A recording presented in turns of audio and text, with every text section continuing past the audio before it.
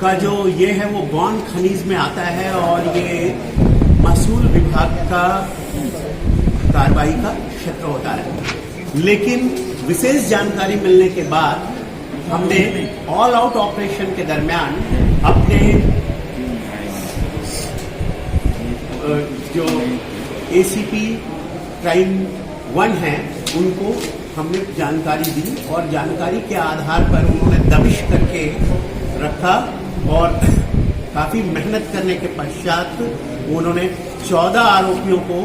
वहीं स्पॉट से हिरासत में लिया और 2 पोकलैंड मशीन जिसकी कीमत 1 करोड़ रुपए है, 4 ट्रॉली ट्रैक्टर जिसकी कीमत 30 लाख रुपए है, 14 ब्रास बालू रेती जिसकी कीमत 98,000 रुपए है, 1 मोटरसाइकिल जिसकी कीमत 30,000 रुपए है, 1 करोड़ 31 लाख 28,000 रुपए का मुद्देमाल जब्त किया गया है। यही हम ये भी बता दें कि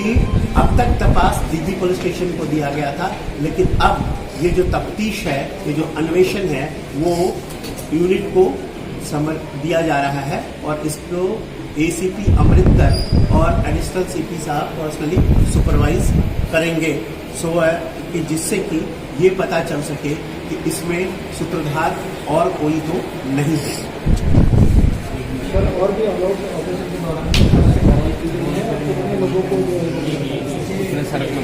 पिंपरी चिंचवड़ के आयुक्तालय में विशेष तौर पर ऑल आउट ऑपरेशन आयोजित करने का हमने निर्णय लिया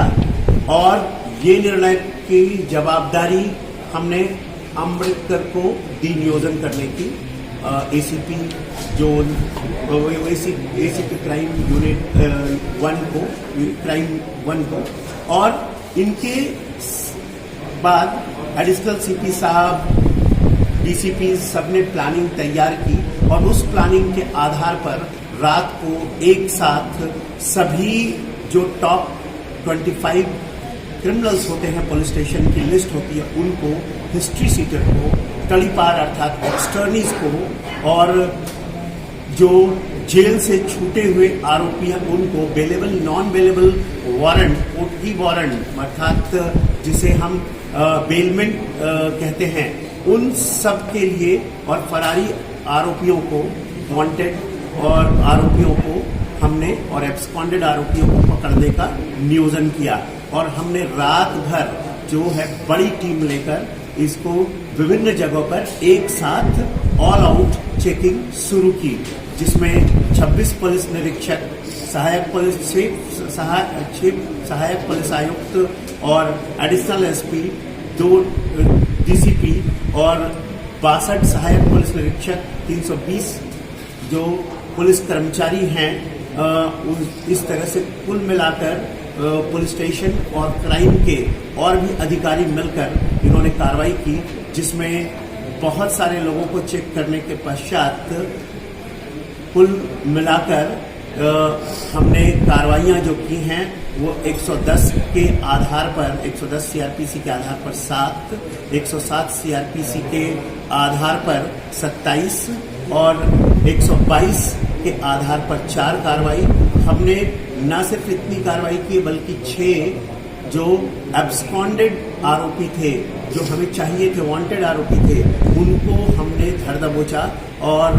उसमें एक आरोपी तो मोका के केस में भी वांटेड था, एक आरोपी तड़ीपार में डॉर्मेंट में चला गया था क्योंकि वो मिल नहीं रहा था और वो भी मिल गया। इस तरह से ये बड़ी अच्छी कार्रवाई हुई, 307 का आरोपी भी इसमें मिला। तो एक शानदार कार्रवाई ऑल आउट ऑपरेशन के दरमियान हुई। इसमें एक देशी कट्टा मिला, एक चाकू मिला, डैगर मिला और इस तरह से, और इसी के दरमियान जो बड़े पैमाने पर बालू चोरी चल रही थी दिघी के अंतर्गत उसका भी पर्दाफाश किया जाए। सर, अचानक ऑल आउट ऑपरेशन की जरूरत क्यों पड़ी, निर्णय क्यों लेना पड़ा और ये आगे चलता रहेगा कंटिन्यू और हम जीरो टॉलरेंस के लिए ये हमारे लिए कारगर साबित होगा? बिल्कुल कारगर साबित होगा क्योंकि सरप्राइज एलिमेंट एडमिनिस्ट्रेशन में रहना बहुत जरूरी होता है, पुलिस एडमिनिस्ट्रेशन में खासकर। ऑल आउट ऑपरेशन लगातार नहीं किया जाता, उसको सरप्राइज किया जाता है। जब सरप्राइज करेंगे तो जो अपराधी होते हैं,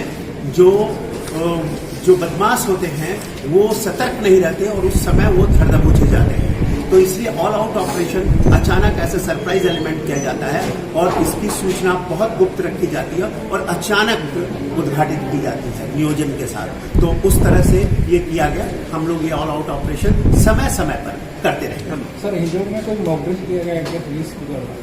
यस, बिल्कुल किया गया है। वो हमारे और सीआरपीएफ के बलों के द्वारा और पूरे सिटी के पुलिस के द्वारा मिल करके मॉक ड्रिल वहां पर किया गया है। ये सीआरपीएफ चूंकि विपत्ति के समय में हमारे साथ मिलकर काम करती है और इसलिए जब भी वो आती है हम उनके साथ मॉक ड्रिल करते हैं ताकि भविष्य में अगर कोई घटना घटती है तो हम उसका एक सुनियोजित तरीके से और सामंजस्य के साथ मुकाबला कर सकें। धन्यवाद। जय हिंद।